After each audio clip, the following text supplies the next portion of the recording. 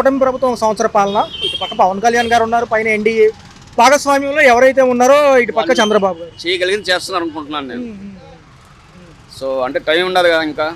But CM గారు కానీ deputy CM గారు కానీ వాళ్ళ ఓన్ డైరెక్షన్లో వాళ్ళు వెళ్తున్నారు. ప్రస్తుతానికి అయితే సాటిస్ఫైడ్, నో కంప్లైంట్స్. శనివారం ఎలా అనిపించింది? మొన్న శనివారం ఈ లిక్కర్ కుంభకోణంలో 3,500 కోట్లు అంటుంది ప్రభుత్వము.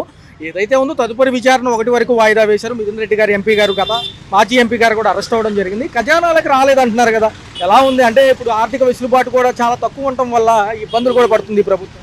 అప్పుడు అవి వచ్చుంటే బాగుండేదా? నిజమేగా మరి. సో ఫైనాన్షియల్గా స్ట్రగుల్ అవుతున్నారు కాబట్టి గవర్నమెంట్ చిన్నగా చేసుకుంటూ వస్తున్నారు. అందువల్ల వాళ్ళు చేసే ప్రతిదీ తప్పు అని మనం అనలేము, అనకూడదు కూడా. కొన్ని టైం ఉండాలి. బట్ అయితే ఒక ఎంప్లాయీగా మేమైతే గవర్నమెంట్ రూలింగ్ మీద హ్యాపీగానే ఉన్నాం ప్రస్తుతం. నేనైతే ఇక సంక్షేమ పథకాలు అవన్నీ అవి కూడా వాళ్ళు వీలు చూసుకొని ఇస్తూనే ఉన్నారు. కొన్ని టైం తీసుకున్నా కానీ చేయగలుగుతున్నారు అనుకుంటున్నాం. సో ఇంకా టైం చూస్తే కానీ మనకి విషయం ఏంటనేది అర్థం కాదు. ఫస్ట్ బుక్ పరంగా చూసుకుంటే ఏదైతే ఉందో వీళ్ళు అరెస్ట్ పర్వాలకి మళ్ళీ ఏదన్నా పాత కేటర్లో యాక్టివ్నెస్ క్రియేట్ చేయడం వాళ్ళకి సపోర్ట్ ఏమైనా పెరుగుతుందంటారా? సో రెడ్ బుక్కి సంబంధం లేదు. వాళ్ళు చేసిన వాడికి రెడ్ బుక్ ఏ బుక్ పెట్టే తప్పేం కాదు. కానీ సో అవన్నీ వాళ్ళు అనుకోవటం అంతే. గవర్నమెంట్ తన పని చేసుకోకపోతుంది, చట్టం తన పని చేసుకోకపోతుంది. వీళ్ళు ఏదో రెడ్ బుక్ ఆ బుక్ అన్నా కానీ వాళ్ళు చేసిన పనులు మౌన పనులు అన్నీ. అంటే ఇలాంటి చర్యలు ఏమైనా మాజీ ప్రభుత్వాలకు పాజిటివ్ అవుతాయా జనంలో అని కూడా ఒక వాదన వినిపిస్తుంది. ఎందుకంటే 4 ఏళ్ళుగా సైలెంట్గా వాళ్ళ పనులు చేసుకుని పోతే సరిపోయేది. ఇవన్నీ కూడా మళ్ళీ మీద వేయడం వల్ల వాళ్ళకి ఏమైనా పాజిటివ్ అవుతుందంటారు మాజీ ప్రభుత్వం? అస్సలు పాజిటివ్ కాదు.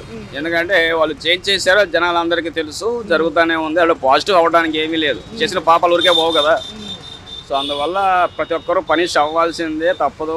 గవర్నమెంట్ ఏం అగ్రెసివ్గా వెళ్ళట్లేదు. అప్పటికి వాళ్ళు కూడా కొంచెం చూసుకొని నిదానంగానే ఏ చట్ట ప్రకారం చేయొచ్చు అదే చేస్తున్నారు. కాబట్టి నెగిటివ్ అవ్వడానికి ఏమీ లేదు. వాళ్ళు ఏం పెద్ద పాజిటివ్ చేస్తే అరే వాళ్ళు చేశారు వీళ్ళు నెగిటివ్ చేస్తారు అనుకోవచ్చు, కానీ అలాంటి అవకాశమే లేదండి.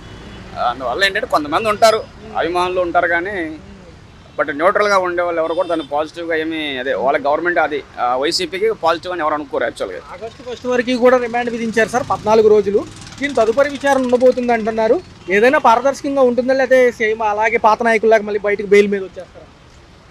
బెయిల్ రావచ్చు. ఎందుకంటే బెయిల్ అనేది జ్యుడిషియరీ సిస్టమ్ కాబట్టి దాన్ని ఎవరైనా చేయలేరు.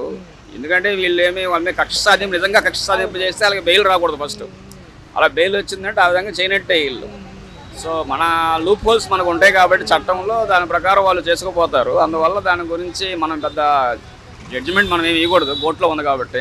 మరొక అంశంలోకి వెళ్తే డెవలప్మెంట్ వైపుగా సింగపూర్ పర్యటన పెట్టుకున్నారు సార్ ముఖ్యమంత్రి గారు లోకేష్ గారు. ఏదైతే ఉందో మరొకసారి అమరావతి నిర్మాణానికి ఆ కంపెనీలకు అవకాశం ఇద్దాం అనుకుంటున్నారు. దీంతో పాటు పెట్టుబడుల వేటలో కూడా కంపెనీలకు రావడానికి ఇటు కొంచెం ఆస్కారం ఉంటుందని ఎక్స్ప్లెనేషన్ డెమాన్స్ట్రేషన్ ఇద్దామని వెళ్తున్నారు. ఎలా ఉండదు?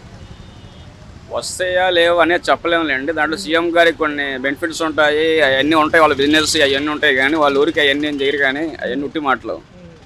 బట్ వాళ్ళు ఏదో వాళ్ళు ట్రై చేస్తున్నారు, అదైతే వాస్తవం అర్థమవుతుంది.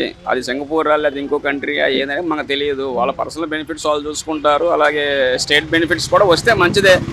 సింగపూర్ అయినా ఏదైనా కానీ మనకి ముందు అమరావతి డెవలప్ అయితే తర్వాత తర్వాత వాళ్ళు సింగపూర్ వెళ్ళినా ఆస్ట్రేలియా వెళ్ళినా ఏదైనా కానీ పెద్ద ఇబ్బంది ఉండదు. తదుపరి ఎలా ఉంటుంది సార్? 4 ఏళ్ళ భవిష్యత్తు ఉంది. ఉద్యోగ కల్పనతో పాటు సంక్షేమ పథకాలు కూడా ఈ 6 చెప్పి ఉన్నారు. సూపర్ 6 అని అంటున్నారు. 3 ఆల్రెడీ అమల్లో ఉన్నాయి, మిగతావి కూడా అమలు చేస్తామంటున్నారు. ఖచ్చితంగా ఏదన్నా మరి మధ్యలో జమిలీ ఎన్నికలు ఏమైనా వచ్చి ఇబ్బంది పెడుతుందా? పాత ప్రభుత్వ నాయకులకి ఏమన్నా ఊపందిస్తుందా?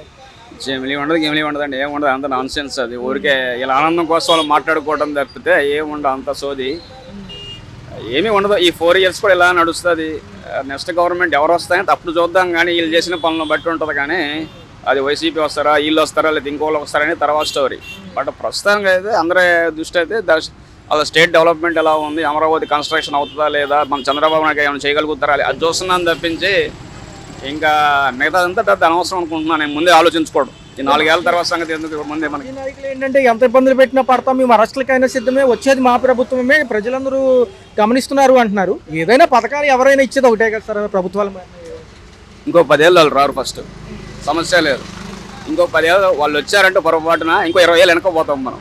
అందువల్ల కష్టమో నష్టమో చంద్రబాబు నాయుడు గారు లేదా పవన్ కళ్యాణ్ గారు ఇంకొకళ్ళు అనేది వాళ్ళు వస్తే బెటర్ ఏమో. కానీ మళ్ళీ వైసీపీ వాళ్ళు వచ్చి మళ్ళీ మేము రెడ్ బుక్ రప్పారప్పా లేదా ఇంకా ఏదో అనుకుంటా పోతే స్టేట్ ఇంకో 10-20 ఏళ్ళు వెనకపోతే ఆల్రెడీ నాశనం చేసి పెట్టారు, దాన్ని సర్వనాశనం చేసి పెట్టారు.